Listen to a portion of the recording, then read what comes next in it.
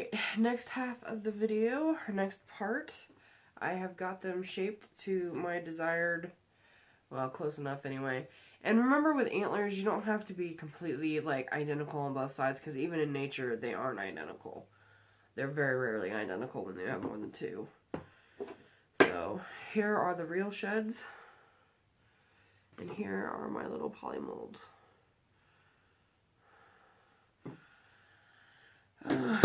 So from here, I already heated the fork and put the grooves in it. And I'm wanting these to be gold and silver. So this is called Inca Gold. This is in silver. Silver. This is a lot like Rub and Buff. Sorry, I cannot talk for crap today. It's a lot like Rub and Buff. So, again, go ahead and get you. I like to use paintbrushes.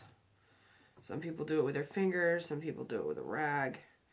But what this is going to do, essentially, is kind of bring out those grooves. Because if I really kind of want these, like, I think I'm going to do black with the silver accents.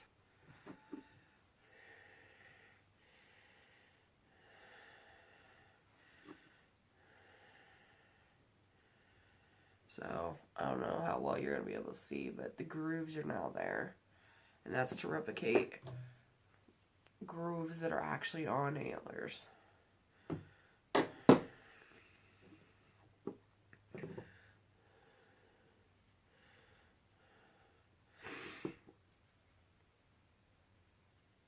Alright, so once the gaps are filled, or the grooves,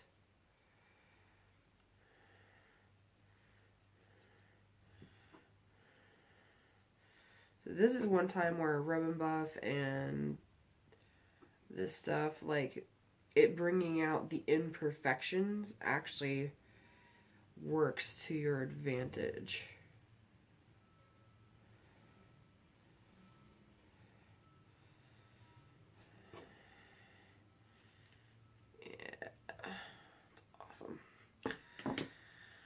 Okay, we will be going back to silver once we get the base coat. By the way, these are freaking awesome for paint. These are like the poppable ice cube trays. This particular one got broke, so I was like, I can use that as a pan. But the nice thing is, if you get a large dab of paint in the bottom and you let it dry, you can actually pop the residue out and then rinse it. It's kind of awesome. I've got American Multi-Surface Satin Black.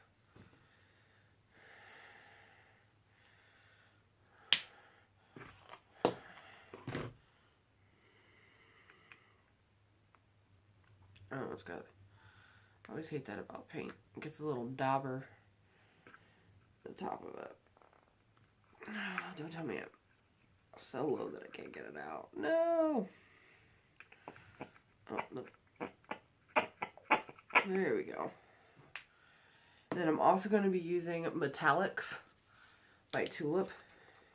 This will just give it a little reflection. Since I'm doing silver highlights, it'll just add to the effect of that. So my base is going to be the flat black.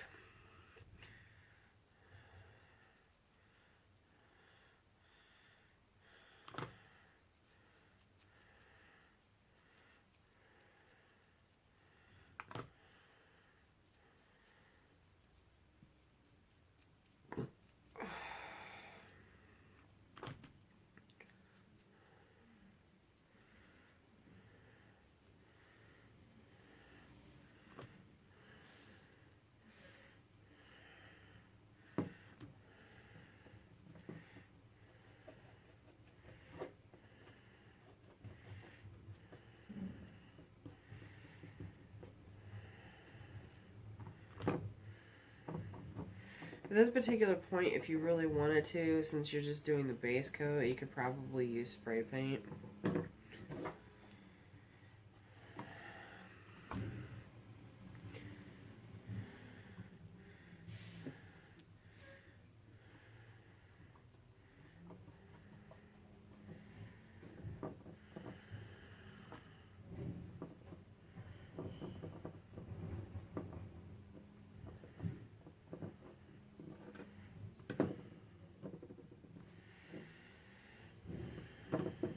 Yeah, this is like the difficult part. Like, can't touch it because it's wet. But I want to get the whole thing painted.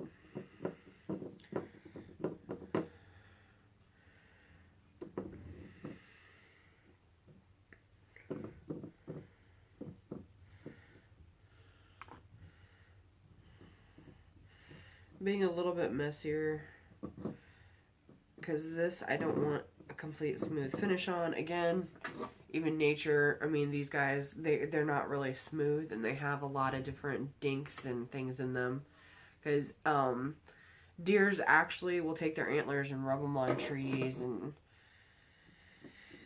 things like that.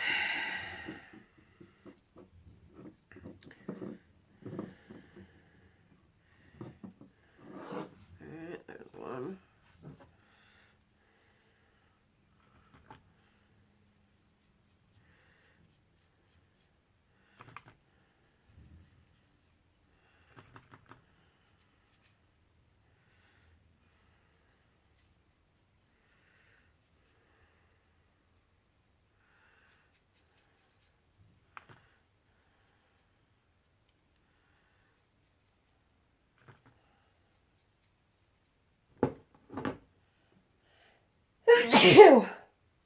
Oh, excuse me.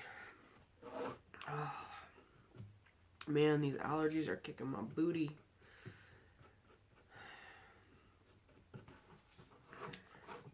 It has been a strange year for allergies. Like, just a few weeks ago, actually maybe even more than a few weeks, I had these exact same symptoms and I thought I had the flu or something. But nobody who was around me really got sick, and I went to the doctor because it just was not going away, and she told me that it was allergies, which is insane because my nose won't stop dripping, and when it's not dripping, it's completely clogged and I cannot freaking breathe. It's been insane.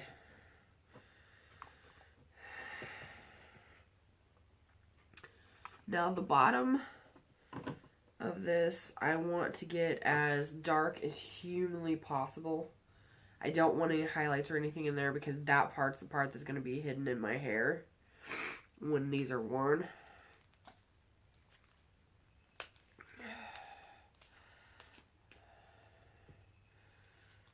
Yeah, this is almost toast.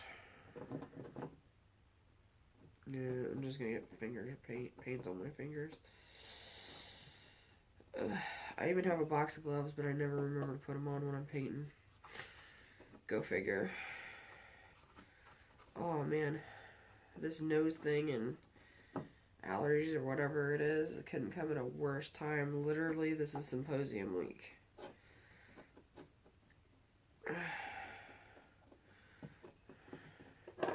I have until Thursday to get it under control. Oh, my nose is dripping.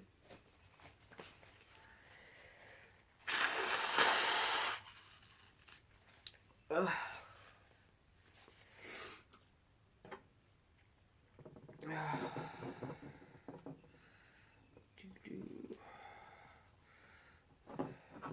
Now, I can be a little bit sloppy because I have dedicated craft tables. I don't really care if paint gets on these. But you could always put down paper if you wanted to save the table that you were working on.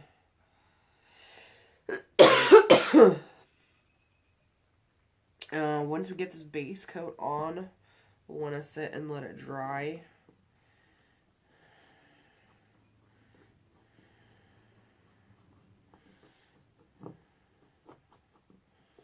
For just a little bit. It dries pretty quick.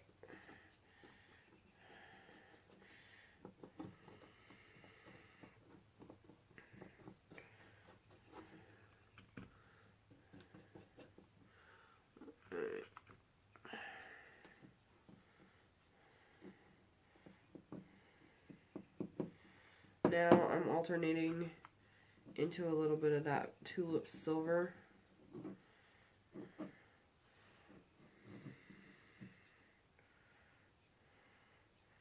But I do not want to take that tulip silver all the way down. I just want to take it to the stem.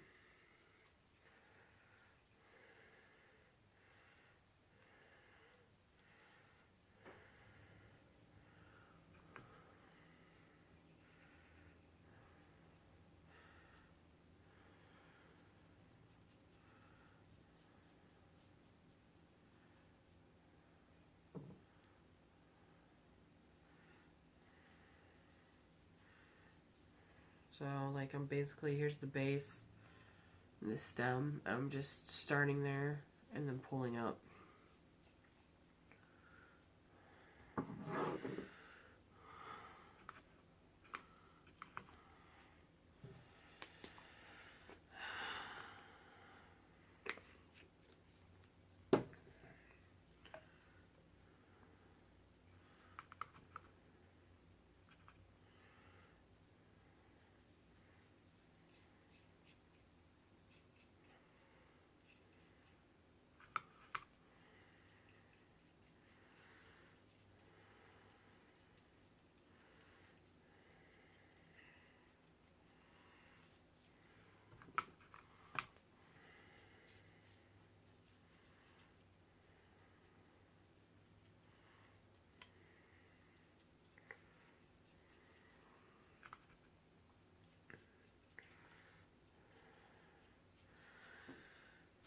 Alright, just give those just a few minutes.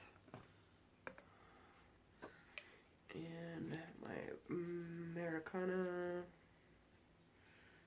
I'm trying to check the brand on this. Yeah, Americana. Black is now empty.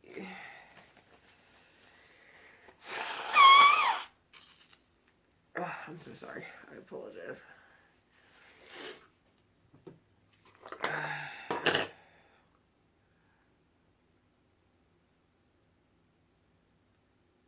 I'm trying to keep my nose from hardcore peeling.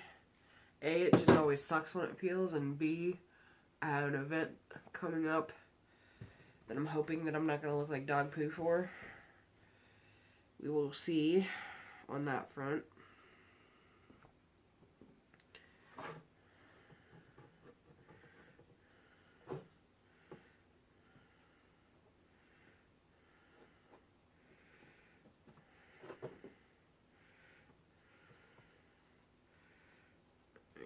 Putting some more of that flat black on this bottom base part. And if you have light hair, I would go ahead, instead of using black, go ahead and use like a lighter paint color, like a brown or a brunette or a blonde. Basically, the stem of it you want to hide in your hair, so you want to keep to your hair tone.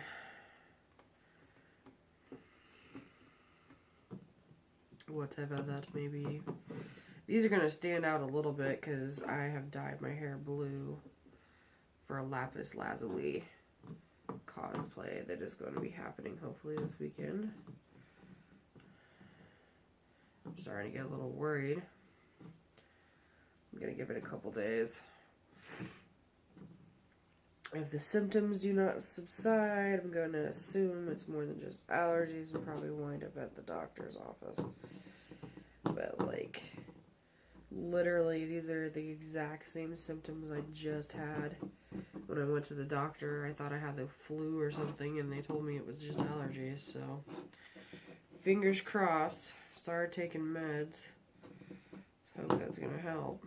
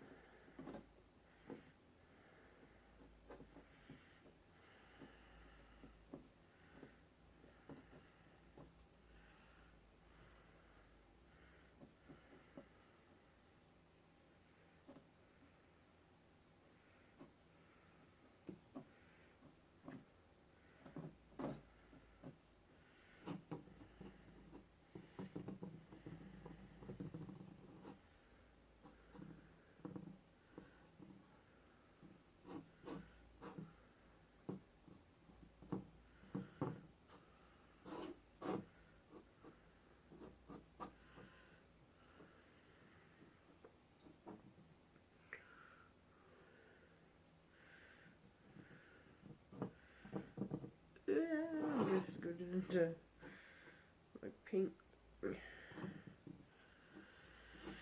Alrighty. Yeah. So it's already probably, yeah, it's already a 15-minute long video, but there you go. We are now to the second stage of making these.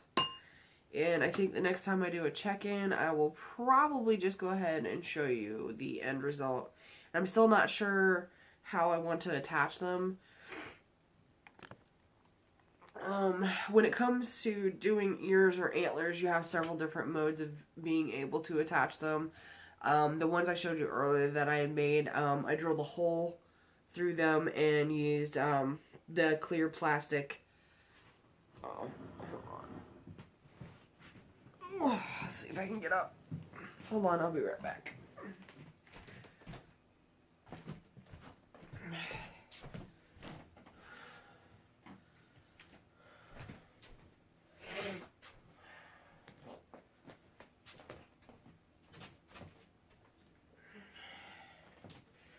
Okay, sorry.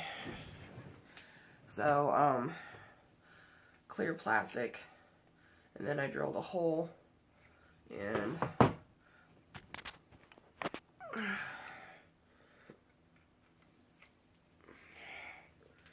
so that's how these go on. However, sometimes I find having tightness around my head for a long period of time, I don't really like it. So sometimes what I'll do, and I'm out right now, I need to get some, is if you got the flat surface like these ears, basically what I'm going to do is put a barrette on the bottom of it. I don't know if you guys have seen the snap barrette, so you snap them down. Actually,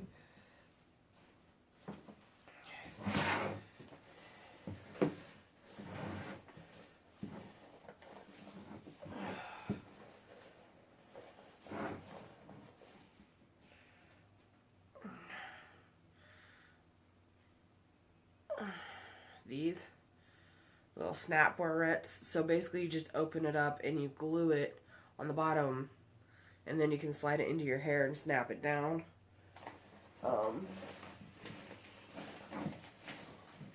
Which I think is what I'm going to be doing for those ears. And possibly these. The only reason I hesitate on doing that with the antlers is because they're a little bit heavier because they're plastic as opposed to this is latex. And sometimes, you know, when it's heavier and you try to use that method, it just slides out of your hair. So, these are going to be a little bit lighter than these because I put, real zippers on this and I don't plan on doing anything like that with these. Maybe some spikes or something. I'm not really sure yet. But, yeah. You gotta do what you gotta do to attach them, but, yeah. This clear plastic, you can get it at, like, Joann's, Michael's, that kind of a thing. And, yeah, you just drill a hole and slide it through the hole. But, anyway, I apologize, this video is a little bit longer than what I intended, but hopefully this was informative, and, I will be checking back with you guys with, the finished results of these antlers. Hopefully maybe I'll remember to take video when we're at the Midsummer's Night Masquerade, which is what this is for. It's another Pandora event. If you live in Cincinnati, go check it out. It's going to be amazing. It's Midsummer's Night Masquerade. It's held at Coney Island. There's going to be fire eaters, belly dancers. There's a lot of amazing entertainment that goes on there. The other thing I was probably going to show is I've also been working on another cosplay that we are doing this year, which is I've been assigned. We are doing Pokemon for this is Tim's pick that's on our ship, and I got chosen to be a Wigglytuff. Part of that's because I did a cosplay last year with Mandisa and Fabes and them, and we did Princess and the Frog, and I did Lottie, so I already had a lot of the pink accoutrements, and so it was just basically, I painted the shoes, I fixed the skirt, I had to fix the shirt because the shirt had a rip in it.